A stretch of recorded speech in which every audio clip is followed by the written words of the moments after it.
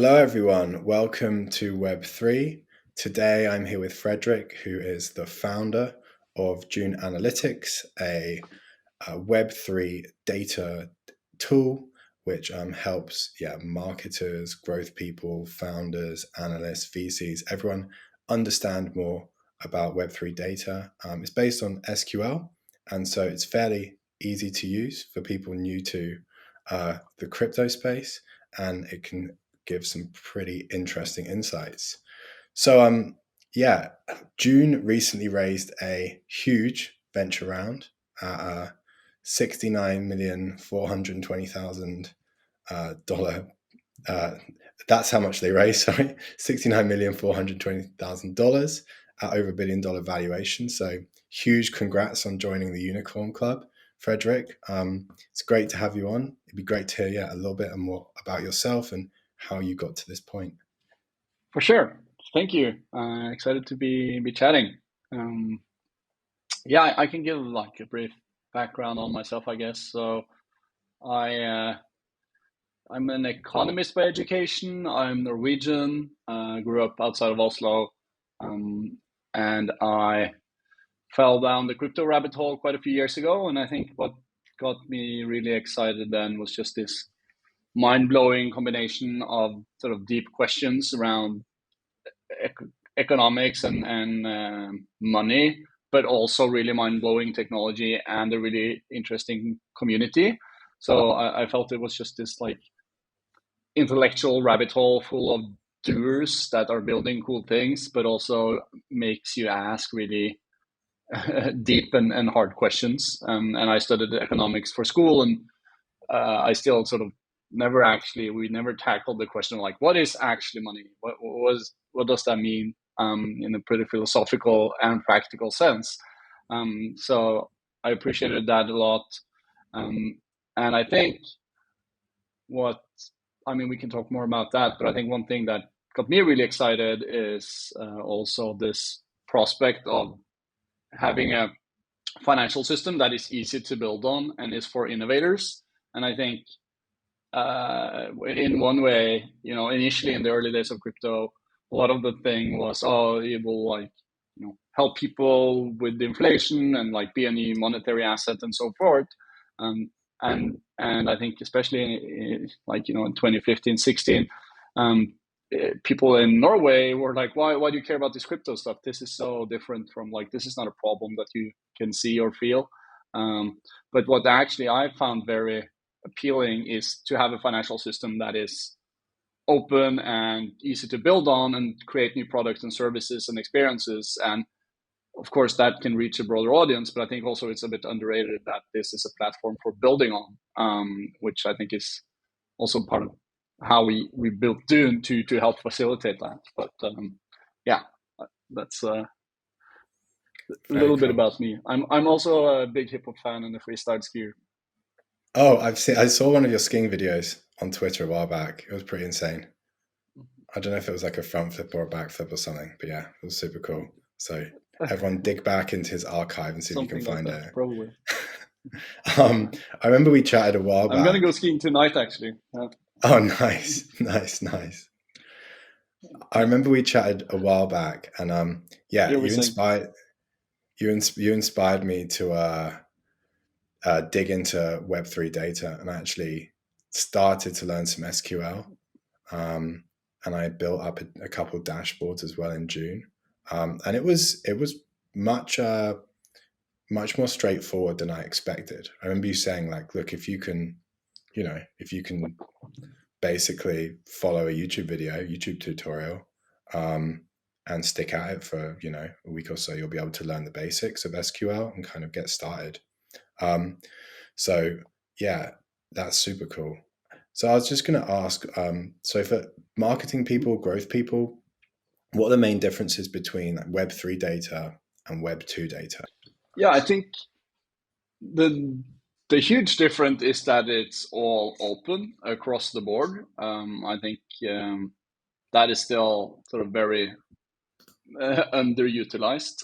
So if you think about sort of a blockchain in and of itself, it's nodes that verify transactions. and then people deploy code to it and people use it, and so there's usage, and essentially this is like a computer, right? So the Ethereum virtual machine, and all of the usage of those products is publicly accessible because this is a shared global public like backend for a program, and that means that sort of and then nodes are not made in theory. They're not made to extract data. They're made to verify transactions. So while the data is open in theory, it's in practice pretty hard to get. And essentially that is what we're doing at Dune. We're saying, okay, there's this exciting open data set, but it's practically hard to get. So let's make it practically accessible to anyone. And so basically what we're doing is sort of making that data accessible on our website, and anyone can go in and you don't have to be a developer. And of course you can see like everything that anyone's ever done and build on top of that and fork it. And I think the insane thing about this is that sort of instead of sort of in every single historical context, data has been mostly like a B2B thing, where it's like you look at your product metrics, you look at your advertising metrics, whatever it might be, and it's all like siloed inside of your organization or team. And now we have this radically different world where all of this sort of operating data is open, and you can see what the traction of like the whole industry is in real time. And I think the exciting thing about that is that you can learn way quicker what is working or what is not working. Even though, of course, you might not know the data of like the whole stack of some other player, but you can actually see like, okay, you know, what's working for a decentralized exchange? What are the volumes? Who has the most users? And you can just like see that across the whole industry. And I think that's an evolutionary force that's going to let people learn way quicker. It's kind of brutal in one way because you're so exposed when you build something, but also you don't have to like, you know, make the same mistakes, or sort of you can deeply understand what's working and then work from that, as opposed to, you know, everything being in silos and everything being very sort of closed. So I think that in general is like extremely exciting for people that can look into this data and make sense of it and build and market or grow and see also what other people are doing and how that's working. Yeah, that's super cool. Really, really cool. Yeah, I mean, when it comes to like looking at the industry as a whole, I remember maybe like 18 months ago, 2 years ago, I think Richard Chen, he created some dashboards around like DeFi as an industry. It was like, how many active users does DeFi have? How much is in Compound? Are they all these different protocols? And you can just see their growth rates in real time, just there, and you can check back on them. I remember checking back every couple of weeks, and you just see like the curve of DeFi users, everything just started to go parabolic, and it was awesome. And I mean, yeah, for analysts, surely this is like their dream come true, right? They can, you know, if they're working the stock market, they have to wait for a quarterly report. But with Dune now, they can just code some SQL, check up what's happening on different protocols, and then decide where to put their assets. Exactly, and they can leverage everything that anyone ever did before, right? Instead of, you know, just think about analyzing reports on Wall Street and how like literally like buildings next to each other, there will be a different set of analysts doing sort of essentially the same thing.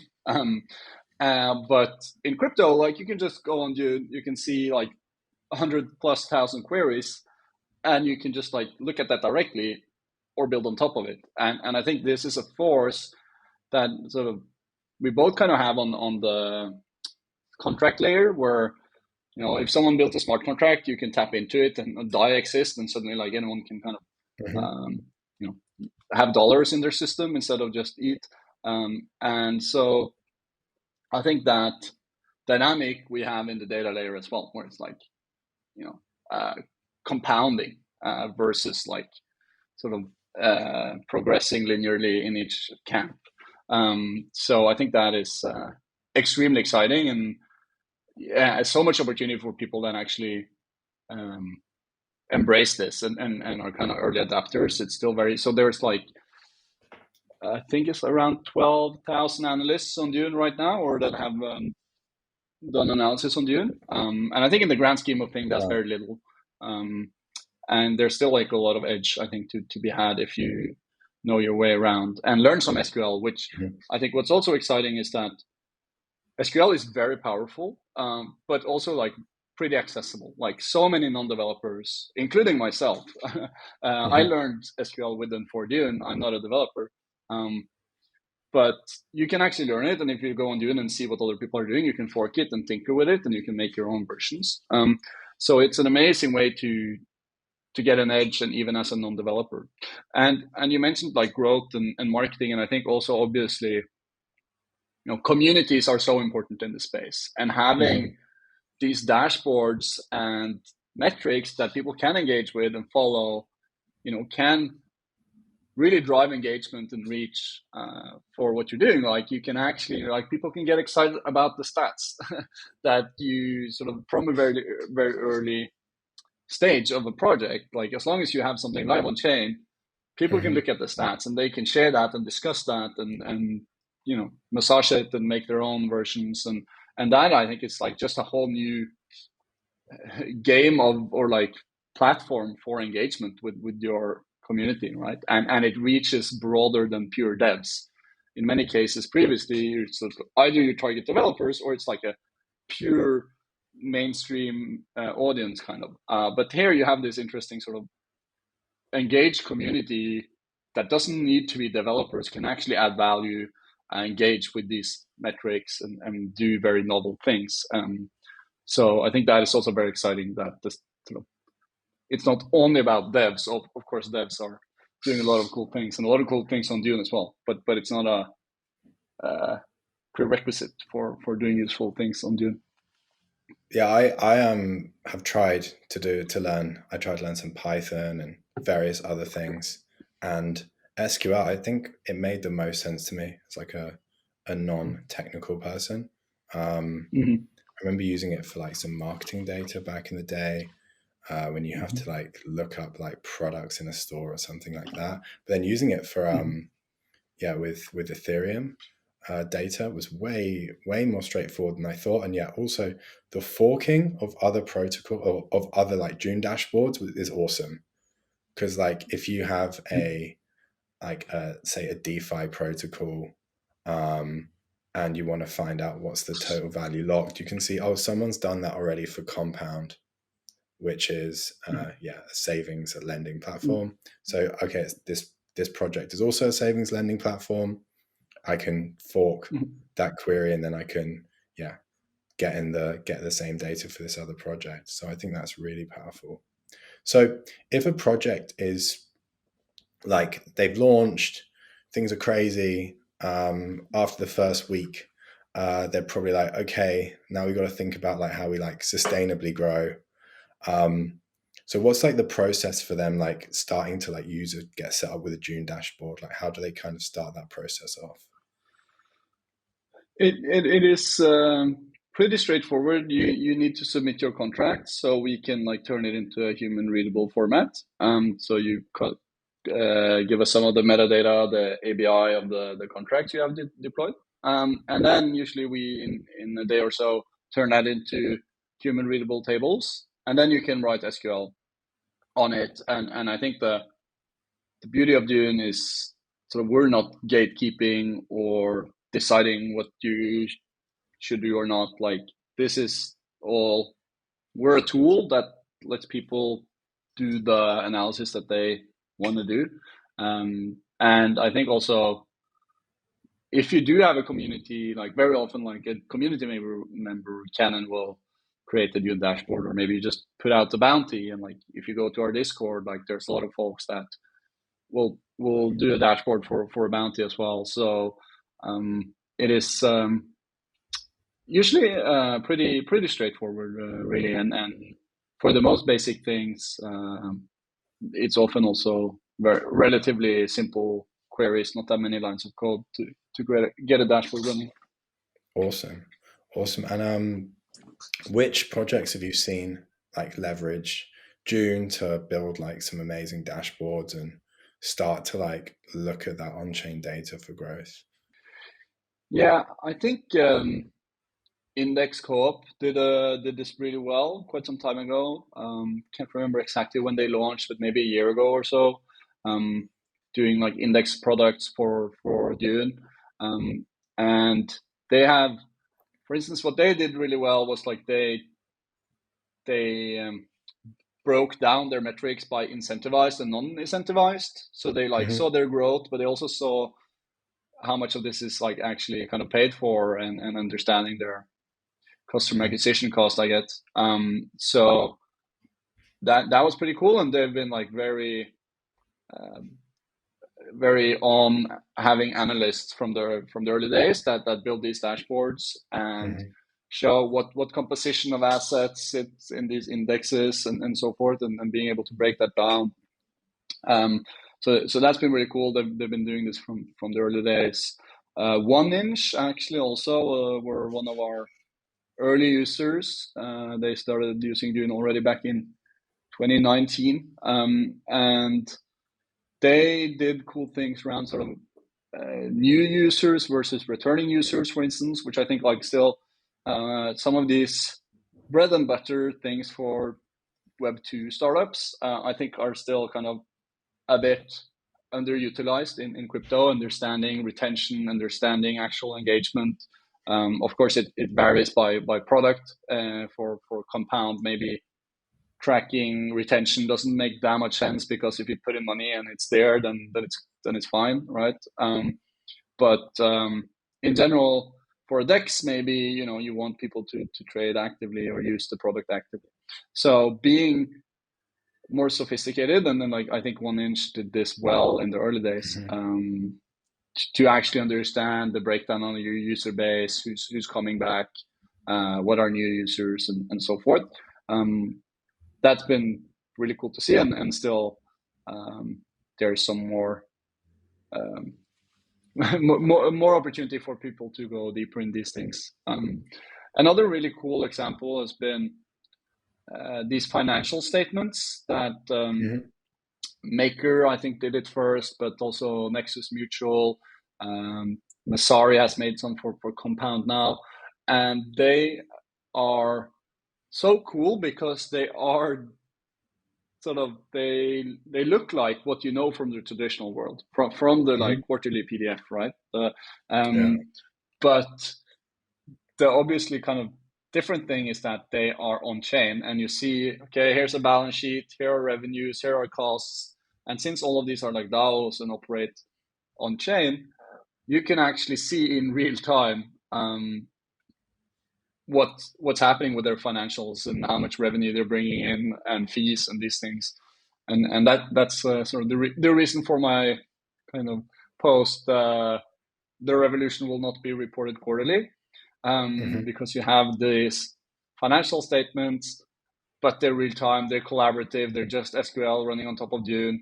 You can fork them, you can massage them in any way you want and remix it. And I think that was an eye opener for a lot of people, because one thing is seeing sort of the pure on-chain things, but now you can see like the traditional things, but they're actually on-chain. And that's been illuminating, I think. Yeah. That's awesome. Yeah, that post is it's really, really, really interesting. So everyone should definitely go and read that. And just to quickly go back, so Index Co-op, it's their dashboards are awesome. Maker has awesome dashboards. I remember seeing 1inch had loads of interesting dashboards around users. So people should go and check those out, and we'll add those in the show notes so people can go and do some extra research. So I mean, I remember speaking to you ages ago, and you were also talking about how you were speaking to founders, lots of different founders, about Web3 data. And I guess this was when Dune was quite early, and you were trying to understand what they're doing well, what they're not doing well. What are kind of the biggest mistakes you see founders or growth people making when they look at Web3 data? I think that there's still a lot of best practices from Web 2 that people kind of forget, and sort of think that everything is so different. I think maybe it's actually not so different after all, or like we're building a different system and on a different stack and like with a different philosophy in many ways. But at the same time, doing a startup, kind of getting traction, getting users, these things are a lot of the same as well, and the same problems. Mm-hmm. And I think there's like a pretty well-defined playbook in Web 2. And I think still that people are a bit, sort of not embracing that enough and being rigorous. So one example is just like incentivizing. I mentioned how Index Coop, they actually track like what's incentivized or not. And I think a lot of protocols are not doing that. And I think that is essentially like ignoring your CAC from a startup perspective, right? If like whatever the asset is, it costs you something. If it has value and you give it out, it has a price, right? So even if it's a token, whatever it might be. And I think you can see so many projects have like these insane numbers, and sort of looks rare being one type of example. And then it's like, okay, great. But if actually people are like earning money from using your product, like you should probably keep account of that and like think about how can I create a product that people will use without the incentives, right? And I think a lot of this is like a bit short-sighted sometimes, and maybe it's a fantastic way to bootstrap and grow, but I think you also need to be mindful of what's the cost and how sustainable this is, and how is this going to work out long term. And I think that is still missing in a lot of projects, and maybe sort of the whole financial reward for using something is in many ways a great idea if people actually put in work and actually deserve it, kind of. But just giving people for the sake, like giving people money for the sake of doing it, is maybe a bit short-sighted and like kind of piss in the pants to keep warm type of thing, where it's like, what do you really have here, right? It's like I mean, you see it like with e-commerce startups in Web 2, right? They just pump ads and then they get loads of users, right? Or they get loads of sales, and they say to the VCs like, oh look, we've been growing like 10% week on week. And then you see that it's just because they've been pumping ads and giving away like 50% off to everyone. And it's like, that's not organic growth. I guess it's the same in crypto when you launch a yield farm liquidity mining thing and you're giving away millions of dollars a day.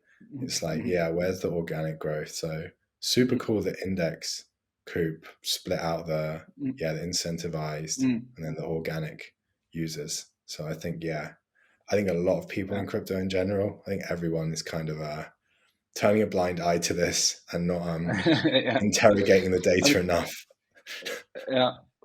I guess that's a byproduct of just like a lot of money floating around. But at Dune, for instance, we didn't, for our first 3 years of operation, we didn't spend money on marketing. Like we just focused on building something useful. And now we do some initiatives, but and of course I think we're in a unique position with how the product works and everything. It's like relatively organic, but how it spreads. But I think that sort of mindset around like at the end of the day, it's very important that you build something that's useful, and you need to be very rigorous with yourself that that's along the way something you achieve. So that I think both in terms of how you acquire users, what retention looks like, at the end of the day, you need to find product market fit, and that means like growth that's more or less cheap, and people coming back. If that's not happening, you're probably not doing the right thing. And we can go and we can look at every project in crypto because it's all open, and then we can see the ones that do have sustainable growth, and then everyone can do with that data whatever they want.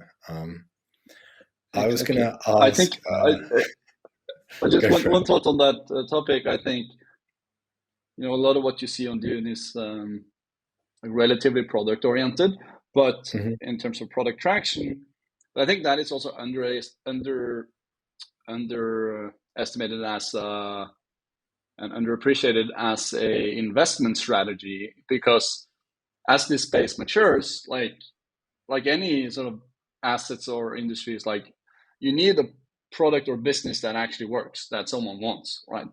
That's what you want to invest in, and that is what you can see on Dune, whether Hmm. someone actually uses this stuff, right?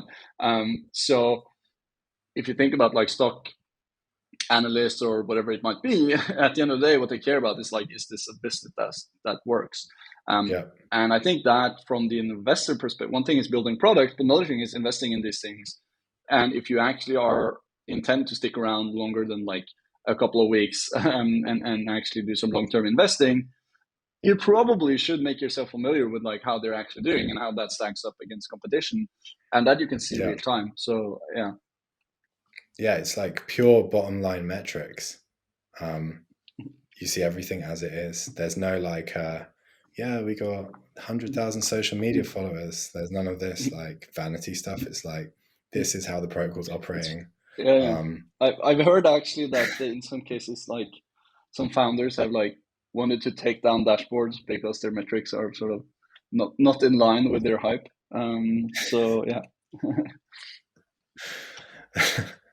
yeah, that's inconvenient. I mean, they should probably spend less time worrying about that and more time working on the business. But you know, Yeah. um, awesome. So you have these June wizards, and they're like your analysts, right? So do you have?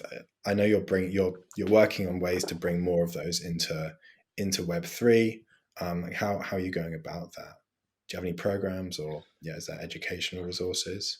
Yeah, so there's been a few programs. There was an amazing course this autumn, led by Andrew Hong, that works at Mirror. He actually He's initiated awesome. that. He's not he's fantastic. He's not working at Dune, so he actually created this fantastic course that's now open sourced and out there. With where he gathered, I think it was like 8 of our top users came on Mhm. and did sessions. So that was really cool.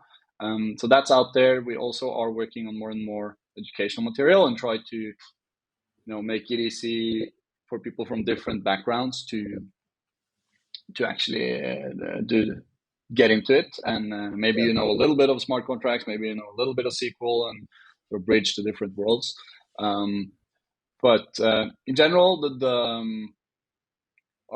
there are a few courses, and it's certainly there are no sort of skills you actually need beforehand. Taking a like SQL, SQL 101 course can be useful. There's a ton of those out there. But actually, you don't really need to be, if you like have a business background or anything like that. You could get started with doing in a week, Hmm. basically. And so many people have done this and actually become very prominent for their Dune dashboards, without even being developers at all. So I think that it's more accessible than people think, and also the Dune community and Discord is extremely productive and helpful and constructive. So people help each other out. If you have questions about a query, there's usually someone to reply. So I think it's more accessible than people think in general. I think like as we talked about previously, like the metrics are actually more accessible than people think, and very Hmm. useful. And also using Dune can seem a bit intimidating because it's code per se, but if you actually give it a go, it is pretty accessible, and there's a lot of educational resources and help to get, and even bounties to pick up to sort of incentivize you to try to make something specific. Awesome. Very, very cool. So yeah, I've got a couple questions left. How do you kind of see the Web3 space, Web3 data space growing? Like, I mean, Web3 data is, I think, still obviously it's kind of annoying when everyone keeps saying, "Oh, we're so early, we're so early." But I genuinely do feel like June was extremely early to the trend, and now people are starting to realize, like, holy shit, this is really powerful. How do you see like the space growing? Yeah, I think we're definitely sort of on our way to sort of we're growing quickly, and many folks in the space are growing quickly, of course. So I think it's like getting more recognized as something that's very useful, and more people can leverage. But I think it's still relatively early in the sense that it's still hard-ish to do at least fair amount of deeper things. We're working a lot on sort of having more data sets and having them cleaner, and I think also especially throughout this year, there's going to be more layers and more Mm-hmm. chains, and sort of Yeah. it's going to be a more complex heterogeneous environment for where the data is actually created and running. So that is something that we think of our role as sort of trying to lower the barrier for as many people as possible to go as deep as they want in this data. So a big thing for us is getting all the chains and making it actually possible to traverse all of these chains and query it in one place, Mm-hmm. which is very much non-trivial to achieve, but very powerful once you get it, as like sort of multi-chain becomes bigger and bigger. I think it's like a big part of the narrative right now. But if you look at the data, it's still like not that many people are actually bridging out of Ethereum layer one or the layer ones. So I think that is going to be very important. And once we sort of can actually analyze across, I think it's very interesting for the industry to sort of see which systems will persist and be used, because now it's still relatively theoretical and sort of beta testnet type of stage. So yeah, and I think also, just as we touched upon initially, this like open data opportunity is just so much bigger than any data company we've ever seen. It's just such a massive difference between being B2B and siloed and paywalled, as like most kind of data experiences has been Mm-hmm. previously, to actually just having all the raw data open. Everybody's like working together and on top of each other. And I think the reach on top of that again is like way bigger. Like you can get millions and millions of page views. People look at this, like we have a lot of eyeballs on Dune, for instance, right? So there's just like all these aspects to it that make it so much more powerful. And I think that also as an opportunity, as this space grows, going to like turn into something that's way bigger than financial data as we know it. Mm-hmm. So yeah. Huge. So it's going to be huge then. It's going to be bigger than all financial data. It's going to be absolutely huge. I We have mean, some work to do, but yeah, it's I think it's a big deal. Yeah. yeah, yeah, we've obviously seen the way Ethereum has grown as this like financial base layer. And yeah, as you said, all these new chains springing up, it's not stopping. And yeah, having a tool that can pass through this insane amount of data that's open is going to be awesome. So one question I ask everyone on this show is, if you could be the CMO of any company in Web3, which one would it be? I'm guessing you know which companies are growing pretty fast because you have all the data there at your fingertips. We all do, but you've probably seen it. Yeah, is there a company you'd like to be the CMO of if you could choose anyone? I guess I, I I feel like if you're going to be a CMO in crypto, you have to be good with the memes. I think Mm-hmm. Rainbow Wallet are doing pretty Yeah, well on the meme front. So maybe that would be like a good challenge to keep the meme level up there, and do all kinds of weird marketing stunts across the interwebs to grow that product. So yeah, I'll pick that one. absolutely. Absolutely. I think one of your first tasks would be to get rappers more ENS names, right? I think Yeah, and Mike is don't like fucking sending lose them ENS names to to rappers. Coinbase. Yeah. Yeah. Awesome. Um, that is great. Super That cool. is truly great growth marketing, though. Yeah. Yeah, Growth it was hacking. awesome. Yeah. And then, I mean, they all got an airdrop, right? People who had the ENS got an airdrop as well. So it was like growth hacking. And then, they probably love you even more because if they got that ENS name before the airdrop date, they got the ENS airdrop. True. Awesome.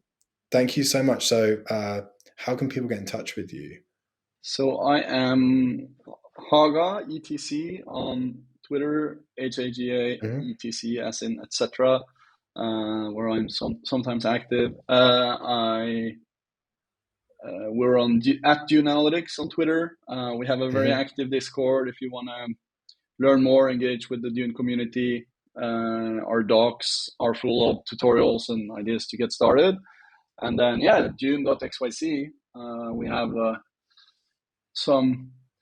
several thousand dashboards you can look at and explore and fork and remix and make your own and so forth. So it's all about having fun and exploring data, and it's all out there. So no one's stopping you from just checking it out and doing your thing. Awesome. Thank you so much for coming on. Really appreciate that. Everyone will add all the notes, all the projects we talked about will be in the show notes. Subscribe and see you soon. Thanks very much.